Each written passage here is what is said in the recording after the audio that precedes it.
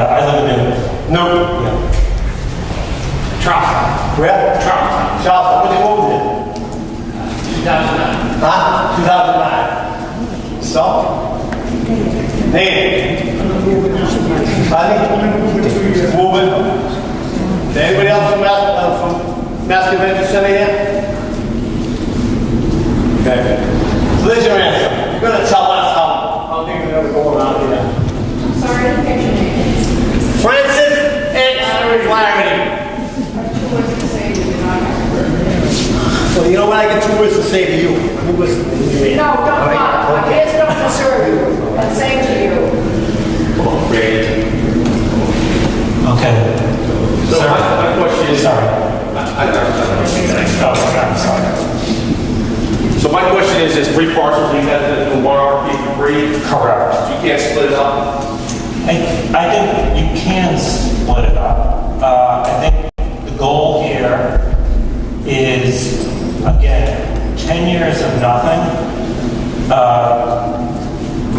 requires, I think the responsible thing to do is jumpstart it all. If we think we can get a quality development proposal to address 6 It acres. seems to me you've got 3 parcels, that you think about using the 3 parcels for 3 different things. You're gonna get some guy to come in here and do a biotech thing, which is what your first one was, that you're gonna slap down on. And why not have housing on one of them and have some kind of community benefit on one of them? Then you want to put up a biotech thing that no one will move into, that's fine. But the idea you have one guy come in or one developer come in and they're going to come up with 1 project. They're not going to come up with 3 projects, they're going to come up with 1 project. And the land should be used for 3 projects. We need some kind of housing down there. I'm sorry. We need some kind of housing down there. We need some community benefits. Just to have a developer come in, propose $150 million worth of life sciences buildings. You guys will prove it because it'll be really easy. It'll be 1 person or 1 developer and move on. I'd like to see you guys divide that up into 3 different projects so we can get some, community benefit from it. So I'd like you to consider that. Thank you. Thank you. Right down here. Right here.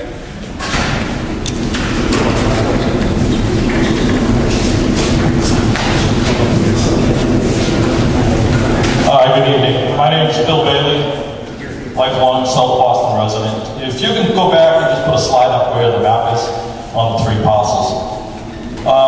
Quite frankly, I was part of all the community meetings that went on forever and ever. It seemed like it went on for like 40 years at some point. We just kept going night after night. The community benefits package that people are talking about, thank you for bringing it up. We had a community benefits package prior to this meeting, okay? We had a beautification package that was supposed to be money saved so we can update the streets, the lightings, the beautification of the trees. That has all been gone away. We had an agreement from Summer Street South. Anybody was part of those meetings? Remember, there was supposed to be no hotels south of Summer Street. We now have 3 with 2 more proposed. Okay, you mentioned, thank you very much for bringing up that, yeah, they went into some financial straits there, and that's a concern to us as well. We don't need more hotels. More hotels would just add more strain.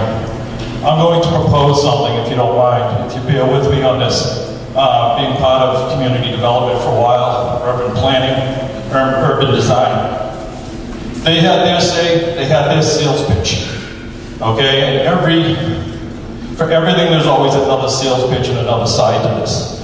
They're saying that the land that we are paying for, that's already paid for by eminent domain. Okay, remember, we're already paying for this. Hotel taxes are continuing to increase sales tax for them. Tourist industry is also benefiting. There's also a levy on some taxis that go on. Okay, that's where they're getting a lot of their money right now. Am I correct?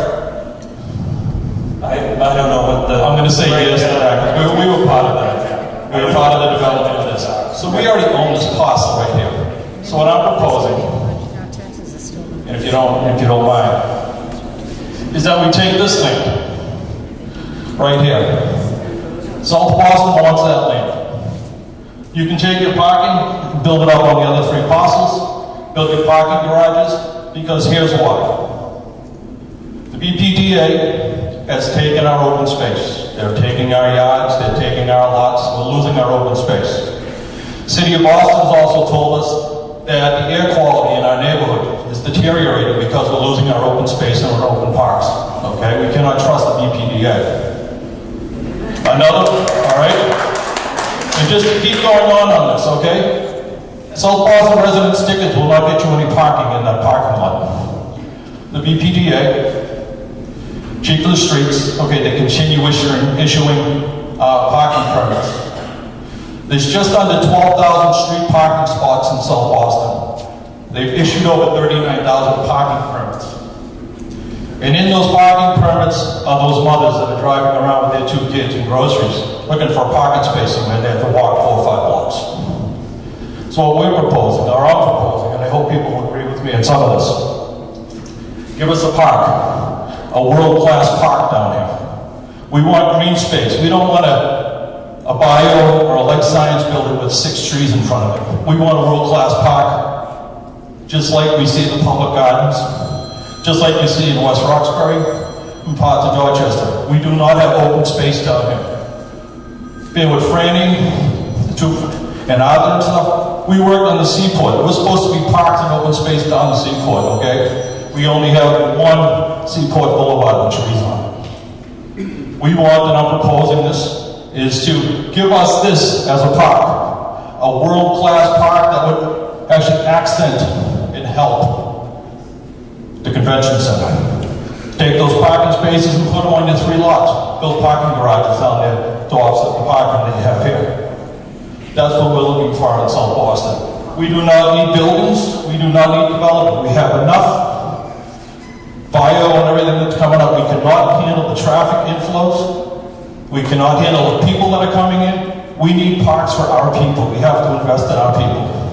We don't need more bio and life sciences. I'm sorry. That's you're selling your story. I'm trying to sell ours as a South Boston resident. Give us a world-class park. Build your parking garages that allow Boston residents to park there at night, free of charge, because we already paid for this for our tax dollars. We already own this. This has to go back to our elected officials. We have to go back there. If they were here today, I would say they have failed us. They need to get better at this. We need something for South Boston. We want our benefits package that was promised to us the first time. You've stolen it. You've hidden the benefits package. We want it back. We have agreements and deals out there. Give us what you promised us from the state and from the city. Anybody has questions for me, I'll be more than happy to answer them. I'll be in the back. Thank you for listening. I hope I didn't take up too much of your time.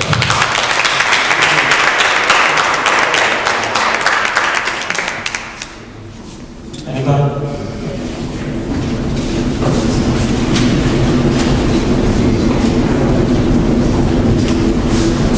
Thank you. Good evening, everyone. First of all, thank you very much for coming. Is there any possible way for the community to receive a copy of what you're recording? That's actually not our recording, so I don't know. Okay. All right. This, what you're trying to do, is environmental injustice. You are destroying a piece of property, green space, that the city needs. The president even said we have to protect open and green space. That is our #1 priority.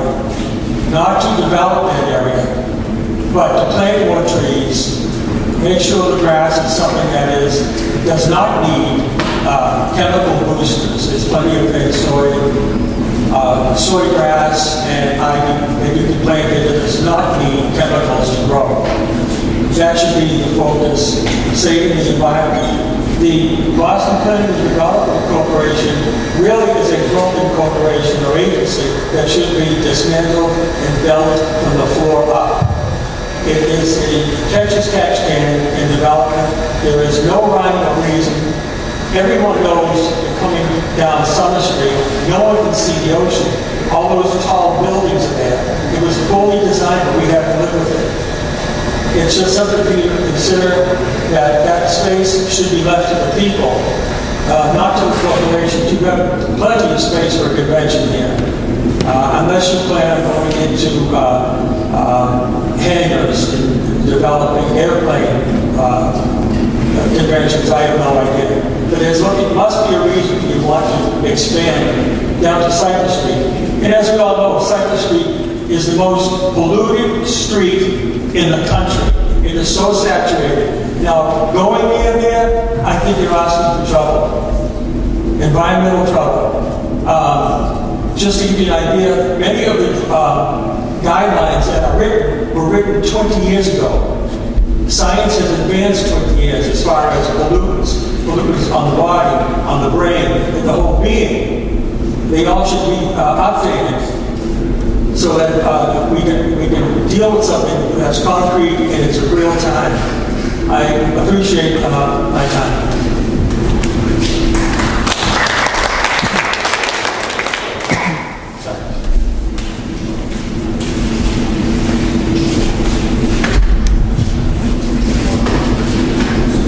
Yeah, so I think, one of the problems that you were saying you were addressing at the beginning is that hotels don't have revenue stream. The convention center doesn't have the hotel, so it's a self-linking issue. You can't, one problem caused the other problem, and the other problem, they're causing each other. And both problems are bad for us. So more hotels isn't the answer. More hotels means more traffic, means more congestion, means more idiots running around causing problems for the neighborhood. But what we need is parks, and we need the infrastructure to handle the people that the Boston Development Agency's already put in, shoved down our throats. There's no parking. There's horrible traffic from all the people in the Seaport going other places. And I don't know if you've ever driven on 8th Street in the afternoon, but it takes half an hour to go 3 blocks because there are too many cars. The infrastructure hasn't kept up. We don't need more development. We need less development. We need parks. We need infrastructure, not more development.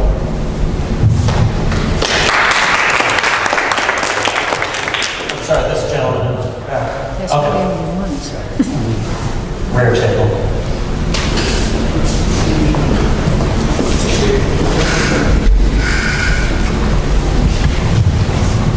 My name is Steve Hollinger from the Fort Point neighborhood.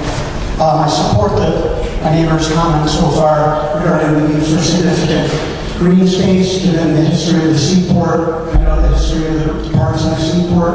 They were compromised over the past 25 years, including permitted parks that are gone. So I support that comment. I also commend the commenter who talked about housing. Boston has a housing crisis. One of the reasons there's a lot of congestion in South Boston is there are tens of thousands of jobs in the Seaport. And Massport, for example, has only created 1,250 housing units and tens of thousands of jobs. Those people need places to live. If they don't live there, they have to drive to work and drive home because the public transit is pretty poor in the Seaport. So I'm really grateful a person mentioned housing. Lastly, with regard to community benefits, for example, an RFP that was issued, the community benefits were a joke relative to cash processes and relative to what the community should expect. For example, what was called a college, from my understanding, was a 5,000 square foot gallery. And I support the DE&I objectives. I support that completely. But a 5,000 square foot gallery is hardly a college. It's a room. And there was no endowment. There was no fund for build-out costs for a tenant to be successful. So that was a joke. And I've seen that over and over before in the Seaport. Those kinds of rooms that don't have fit-out costs and don't have endowments, they don't really work out as community benefits. So the community really has to think long and hard about what it wants out of this project in terms of significant benefit for civic, cultural, whatever other space needed for community. As for development, I think there's room for development along with the significant park space, but I would prefer there be housing in this session. MCCA and Massport have resisted housing for quite some time. It's time to get over that. Thank you. Thank you.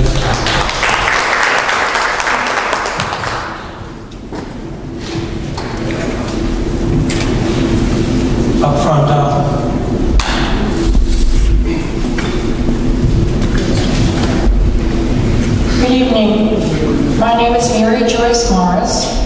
We have lived on Wormwood Street, which is off A Street, for 23 years. I have seen the neighborhood be a place where you could park on the streets to it just being a nightmare. Someone addressed the issue of A Street and traffic coming and going. It takes at least 25 minutes to get up A Street, and it's getting worse every day. And the same thing in the afternoon and evening when people are leaving the city, they use A Street. I don't know how this project benefits our neighborhood and the quality of our life, because we're losing it every day. And you can make all the promises that you want, and I know that things change. Full development right across from my building, that whole lot is going to be gone. And that's just my opinion, and thank you for listening.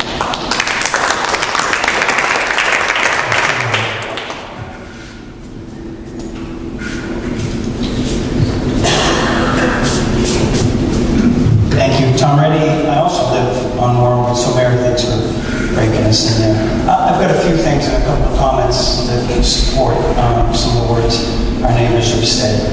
It is a little disappointing that there's no coordination at the state level between the convention center and the state elected officials. So that's clearly disappointing, probably, at least for me and my neighbors, and hopefully kind of leads through you guys, right? So there would potentially be a little more trust if, in fact, that coordination was there, and it's pretty obvious that it's not. So let's start out there. My question is, why would the land go back to the city? And you don't have to answer it here, but it was taken by eminent domain for a specific purpose. Clearly, it's not clear to us. You haven't necessarily explained that in full as to why that land wouldn't just go back to its previous owners.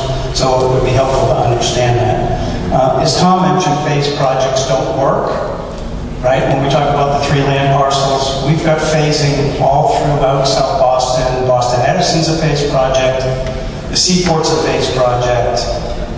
Chillside's a phase project. And what we typically see is rather than a single developer executing on all of the phases in a reasonable time frame, right? They do it as they can afford to, and so the benefits, community benefits, don't materialize until all the work is complete. So I clearly would support Tom's perspective that it would better the community if in fact these weren't phased; they were done together. This area basically from the Hall Road to the Reserve Channel is an unplanned area, right? Multiple people own it, Massport, the Convention Center, there may be some BPDA land ownership in there. None of it's planned, and it's a real concern, right? So you guys are trying to do something with your land. Pappas is trying to do something with their land. There's a plan to extend East Street via Cypher to the Hall Road. It's not obvious to the neighborhood exactly how this is all supposed to work, right? How vehicles are supposed to come and go, how people are supposed to come and go, what all of that use is. So that's a big red flag for us. And if we're distrusting, clearly that has a lot to do with it. Let's keep in mind that the infrastructure that's in place today, and a few of us have talked about it, is either pre-existing in South Boston or was built new for the Seaport. This area in the middle has no infrastructure. There's no roads that support it. There's no transit infrastructure that support it.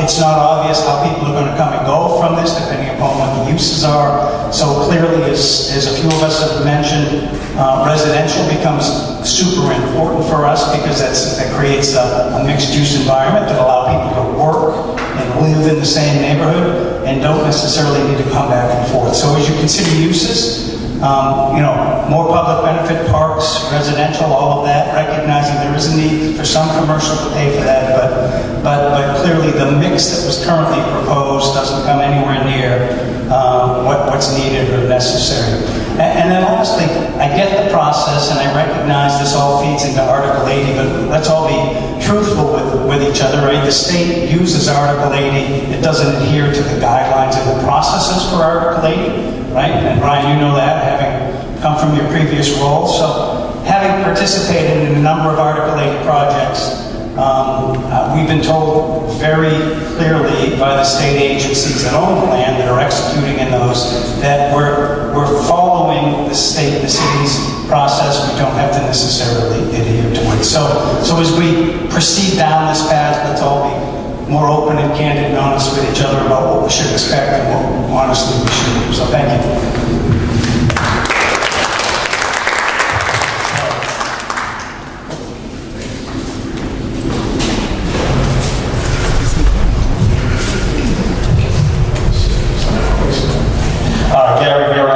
Street in South Boston. Like Fran and others in the room, I was heavily involved in neighborhood stuff and sat on many impact advisory groups, citizen advisory groups, and was on the citizen advisory group for the convention center expansion, which I think we met like 10 years ago for several months, and lots of maps, lots of parcels, lots of discussions.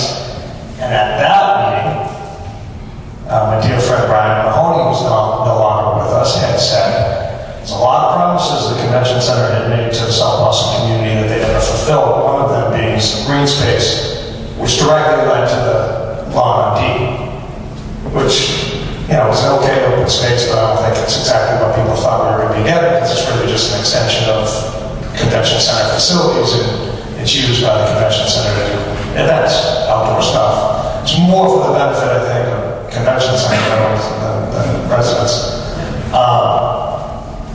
Most people in this room are very jaded from the last 20 years of development, and we sit on IAGs and we sit on citizen advisory groups, and the conclusions that we come to based on our input, the first development that comes in under that new zoning, whatever, all that work we did gets thrown in the trash, and variances, and it's like, God, why don't we dedicate all our personal time to be involved in these advisory groups when it really was just legit on big? It was really just a facade to some degree for us. I get what you're saying about economic activity for the benefit of the convention center. Confused about land that the convention center got from the city for expansion, that suddenly the convention center wants to be a developer, and I know there's quite a bit of dispute going on between the city and the convention center authority, and maybe you guys can shed a little light on that for us as well. But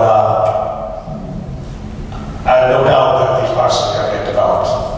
How much of our input gets taken into account is yet to be seen. There's got to be an open space component. And whatever you do, regardless of what we're going to ask, there needs to be a connection between the traditional South Boston neighborhood and the South Boston waterfront. And it has to be not high density, you know, the heights have to be controlled. The Seaport is such a soulless neighborhood. I mean, from a pedestrian perspective, it's just awful. From a neighborhood perspective, it's awful. The restaurants are there, all that stuff is all high-end stuff that caters to high-end people. We got a housing crisis in this city, and they built housing for millionaires down there. And whatever you guys do, I mean, all you presented was commercial use. A few people mentioned housing, but it probably should be mixed use, and it has to be of the density and heights that connect the traditional neighborhood to the Seaport district, and the density should be kept in check, and there has to be some sort of transportation plan. Years ago, after they started building the Seaport, Kylo Shen has a meeting to talk about a Seaport transportation and transit plan, and I said to him, I don't understand. You guys had this master plan for the Seaport for 20 years, and now you're worried about transportation and traffic and transit? Like, you didn't think that was going to happen? So you're proposing commercial development, whatever else can be down here. I get around mostly on bike nowadays. I'm riding down D Street today at 5:45, 6 o'clock. It could be the traffic on Cypress Street taking a right on D Street to then take a left on First to take a right on E Street so they can get to Broadway. It was like 100 cars. And the former neighbors mentioned A Street. A Street's parking during rush hours. Sometimes, and when I say rush hour, it's like 3 o'clock in the afternoon nowadays. So responses. And I know you always do transportation studies, but you guys got to figure, a lot of things got to get figured out before you're going to get support from this community.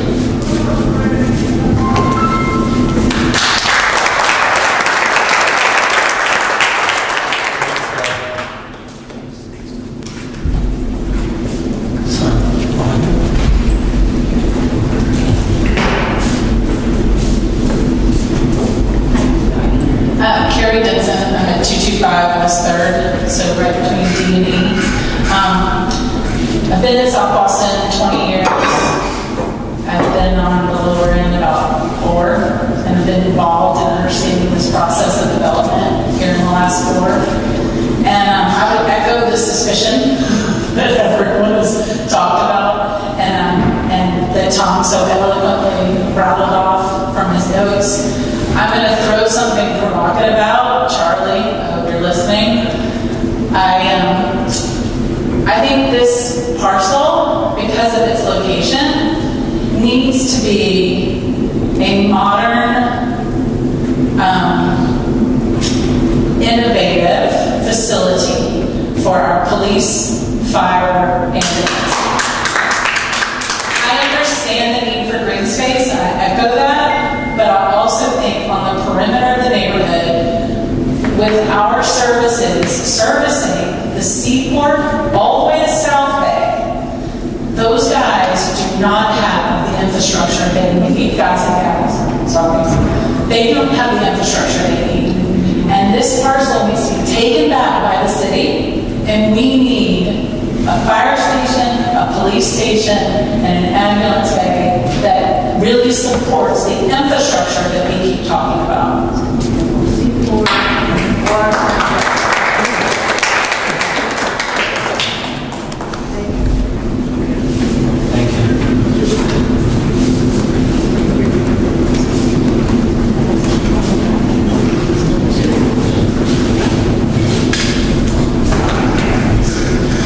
Hi everyone, my name is Luann, and I just want to kind of weigh in on a few things here.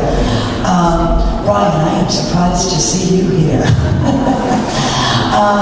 I absolutely agree with what this woman said over here insofar as fire, but I believe Councilor Flynn already has some land designated for that. So, Charlie, if you want to talk about it when I'm done, that'd be great.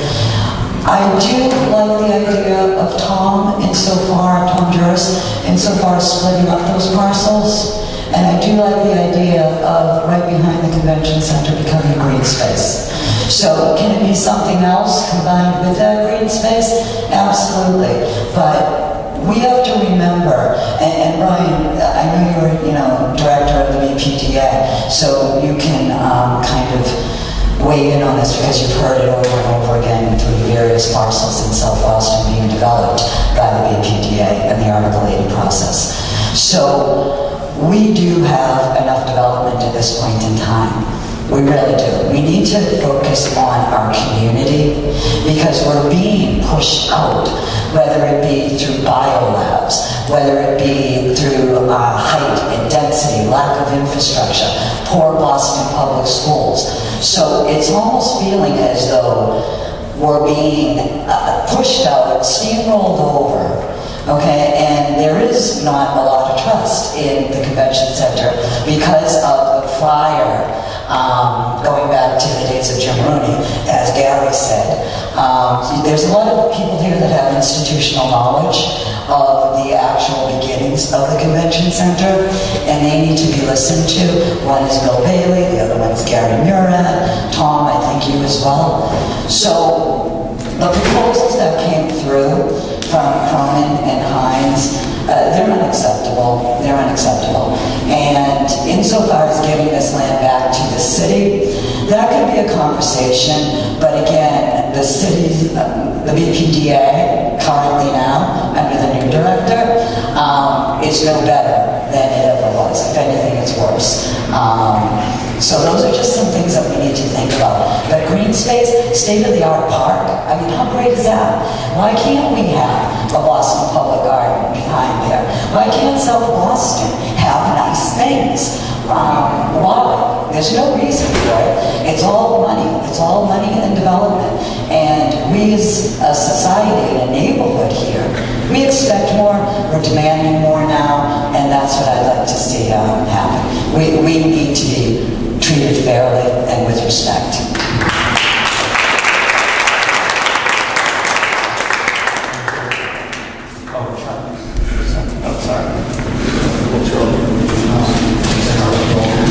Hi everyone, I'm Charlotte, Council President of Flynn's office. Just want to follow up on Lynn's point, Gary's point. So there is $4 million allocated in the capital budget this year for a South-Boston waterfront fire station. At the advocacy of Council President Flynn, the South-Boston elected officials, we thank them for her leadership, recognizing the public safety issues that everyone has had over 8 years. Where that is located, I don't think that has been determined this time. I know that it's in the budget. I know that Council President Flynn has made several site visits with the BPDA and city officials, but at this time, I'm not sure where that location will be. $4 million, yes. That's conditional. It's the initial allocation we have in the budget, and this starts the process. Thank you.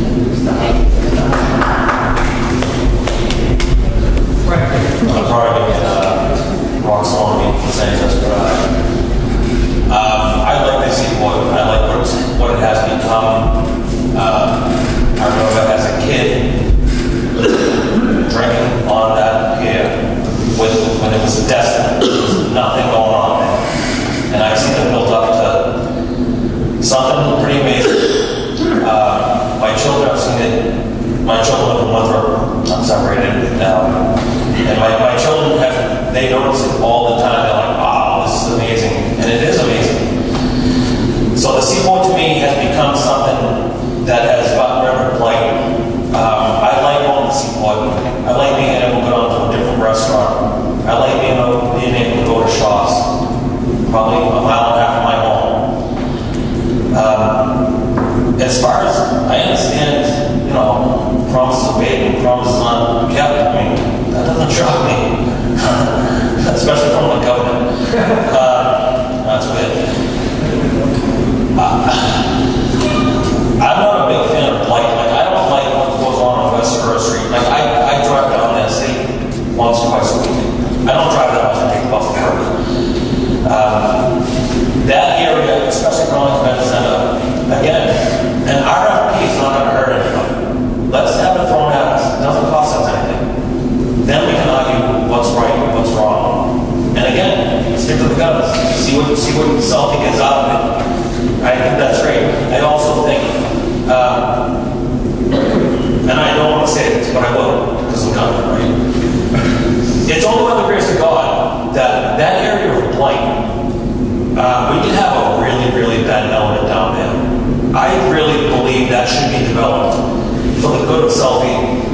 I get it, people make profit, I understand that. I know it's weird. But doing nothing in the long run, in my opinion, is probably going to cost us. And we're going to end up with something we don't want. Thank you.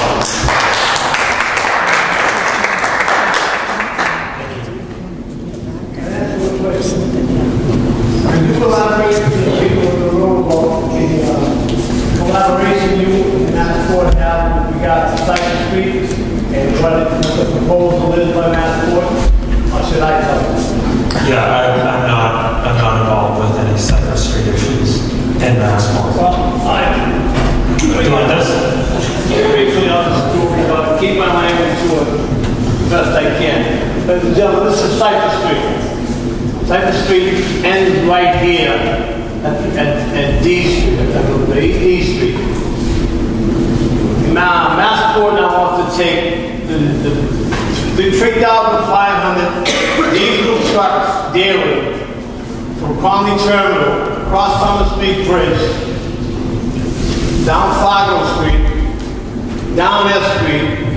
The convention center has turned over this parcel right here. So Massport can extend Cypress Street to F Street.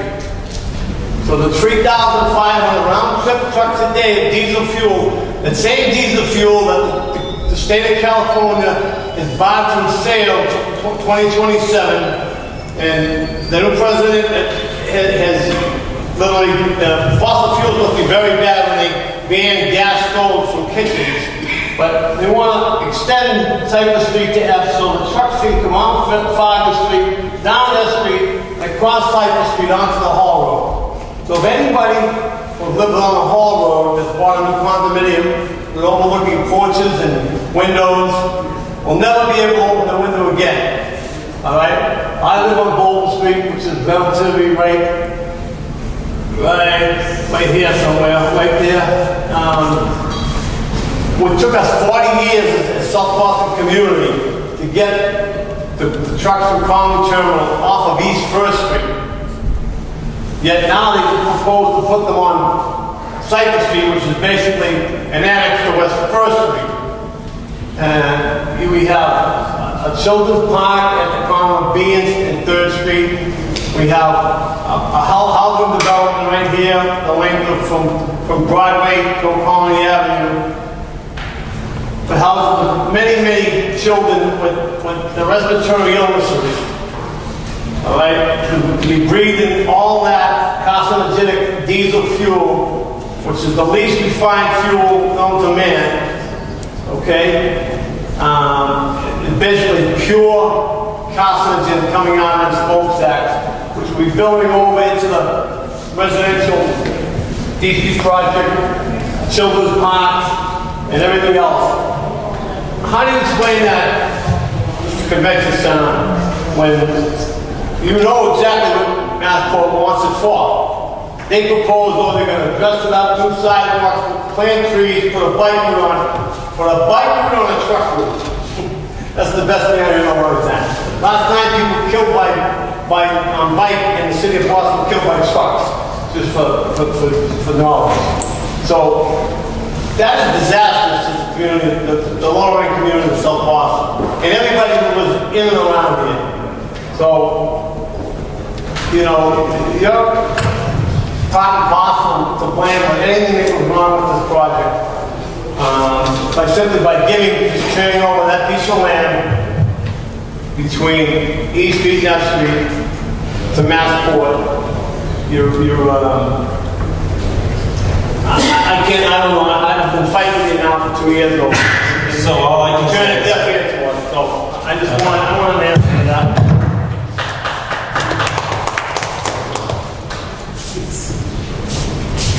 Hi, my name is Debbie Reddy, and I've lived in Southie for about 10 years. The project really concerns me, and I'll tell you why.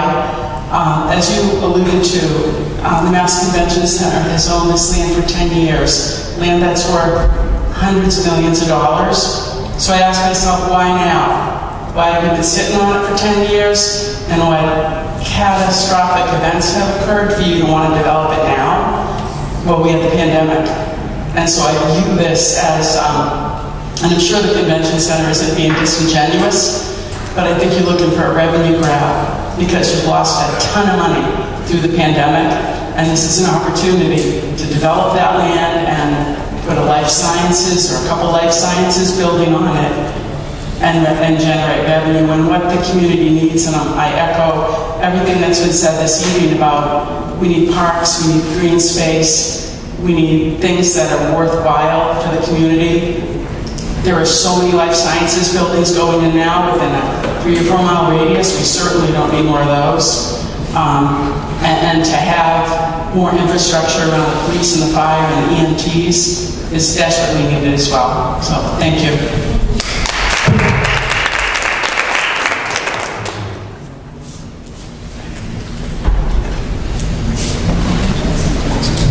Hi, my name is Steve Riggs. I live on West Broadway, and you've been in the neighborhood for 20 years. I do agree that, well, I walk D Street all the time, and it is a wasteland. And I appreciate the fact that after you guys got your hands slapped, you've come to the community and asked for input. And hopefully what you hear tonight will help generate a better RFP, taking into account all the things we've been saying about needing green space and more residential than biolabs.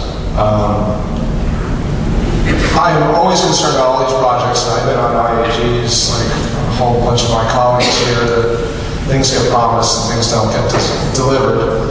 And, you know, you're developing there. You know, Tom Reedy talked about, you know, there's all the development on the other side of 8th Street. You've got the Baptist Oxford folks wanting to develop their land. And all these things always seem to get developed in some sort of a vacuum where no one ever thinks about, well, how are we going to get people in and out of it?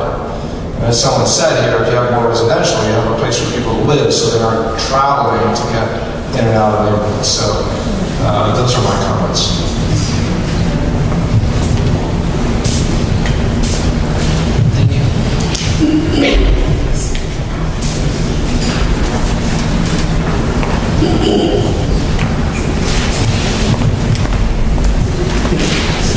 I just want to push back on the notion that this is the potential is in 10 years that it could be blighted. The fact that the seaport exists and the reason the seaport came up so quickly is because of $20 billion of public investment that wrapped up around 2005. An explosion came right after the recession of 2008 to 2010. That's because of, again, public investment in the seaport. This land that we're looking at right here is probably one of the most valuable pieces of real estate on the eastern seaboard. There's no question this is going to be developed. So again, the community should think long and hard about what it wants, the value of the land, and if a few relatively reasonably sized projects are developed, there's going to be significant revenue to pay for community benefits and a really large park. But I don't want to hear about, oh, the seaport was burned out cars, and look at it now. The seaport had much higher potential than we see today. Much of it was compromised over the last 20 years. Much of it was compromised. And that was involved dating back to 1997 on the seaport. So that's my comment. Thank you.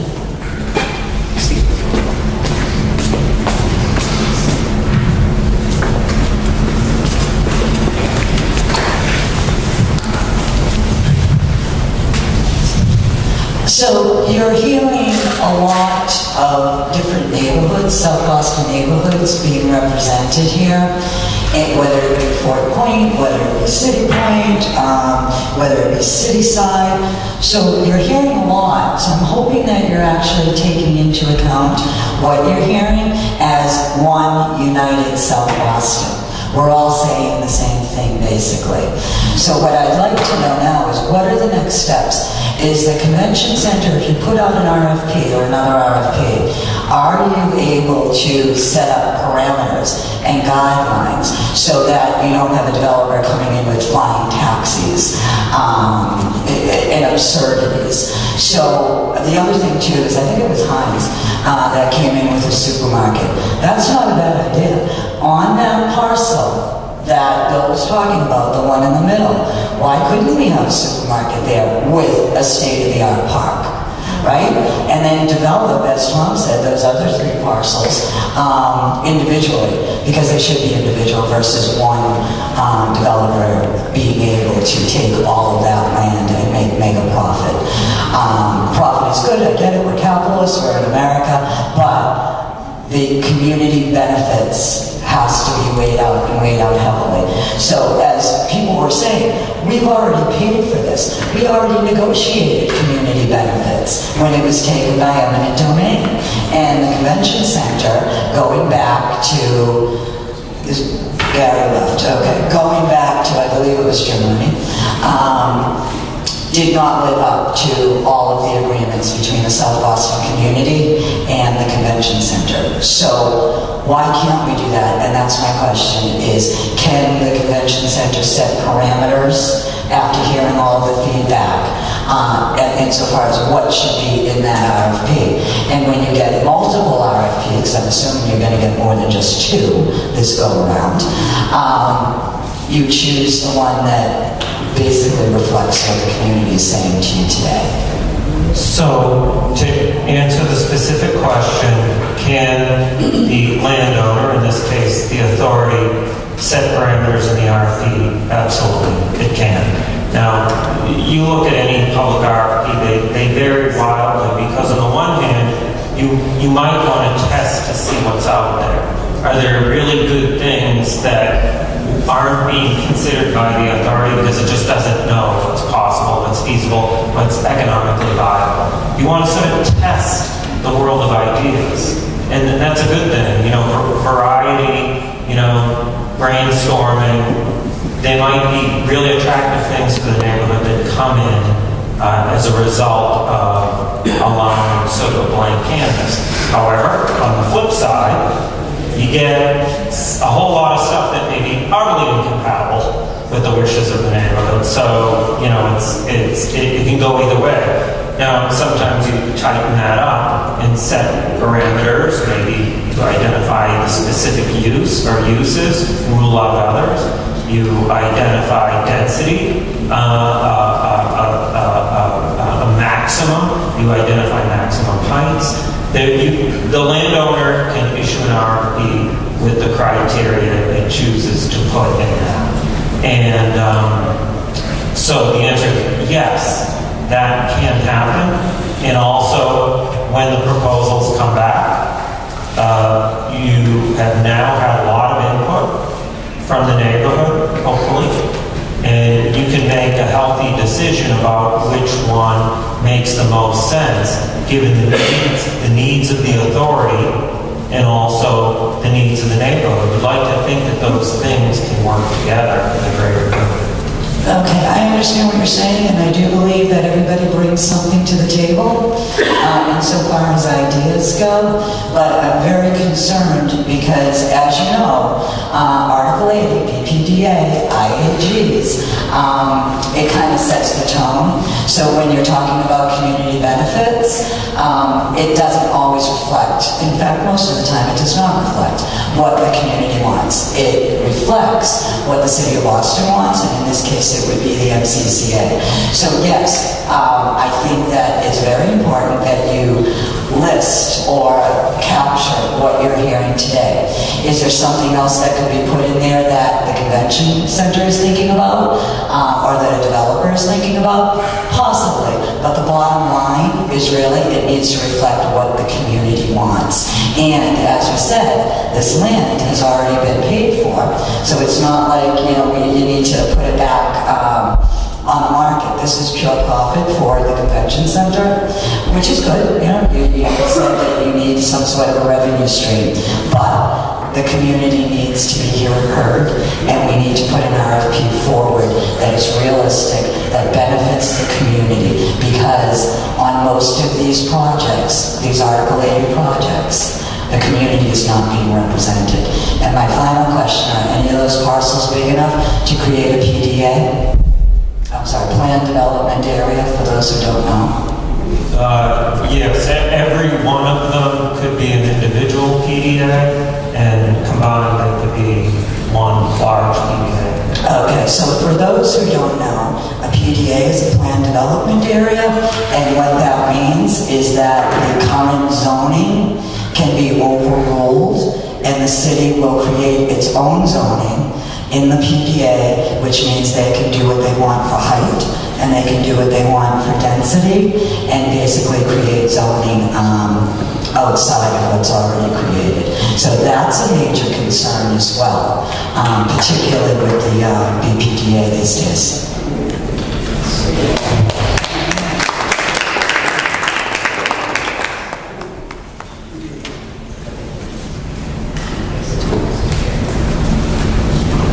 Any other comments?